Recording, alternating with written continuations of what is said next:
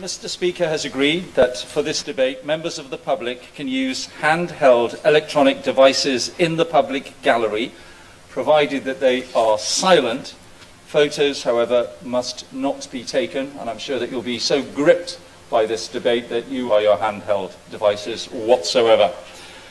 I call Paul Flynn to move the motion. I beg to move that this House has considered an e-petition relating to the making, the production and use of cannabis legal. I'm grateful to speak under your chairmanship, Mr. Evans, because you played a distinguished part in these debates in the past.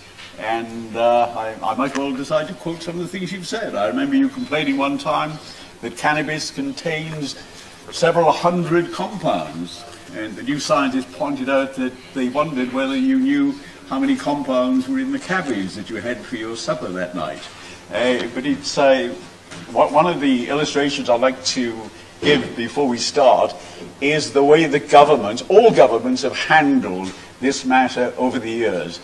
And it's typified by the response that we've had to what is a thunderously eloquent petition of 220,000 people, but the response from the government has been trite, has been something that could have been written 20 years ago, and doesn't live up to the knowledge and experience and the great work that's been done, particularly in the last 20 years, the serious case that's been put for decriminalizing cannabis. Can I start by giving you an illustration of a recent revelation of how the mind of government works?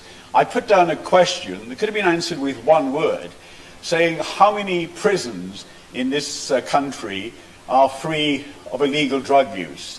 The answer came back that for a month last year, 81 prisons were free of illegal drug use, which is not the answer I was expecting. So another question was put down saying, how many prisons were free for a year? And the answer came back, there was one prison that didn't report any drug use for a year, that was Blantyre House. The next question, how many prisoners were in Blantyre House? And the answer was none, because it was closed down. So the government, in their secretive way, and in their defensive way, their reluctance, their denial of information way, discovered the answer to the drugs problem in prison is not to get rid of the drugs, but to get rid of the prisoners. It's simple, really. And I'm afraid that the government throughout the years since the decisions taken in 1970 have been denying the truth before them. That the attempt to reduce drugs in prison has been a continuing abject failure. That they won't face up to it. They're in denial.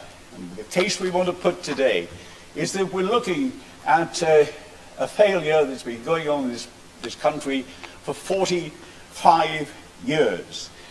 And it started in the period in the 60s when the United Nations decided that they were going to eliminate all drug use, illegal drug use, throughout the planet in a decade.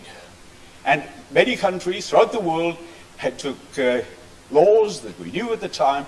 We produced the 71 Misuse of Drugs Act, supported by all parties, supported by two governments, because there was a change of government going on, and this was going to be the answer. This was going to eliminate all drug use, and we've introduced the harshest punishments in all of Europe.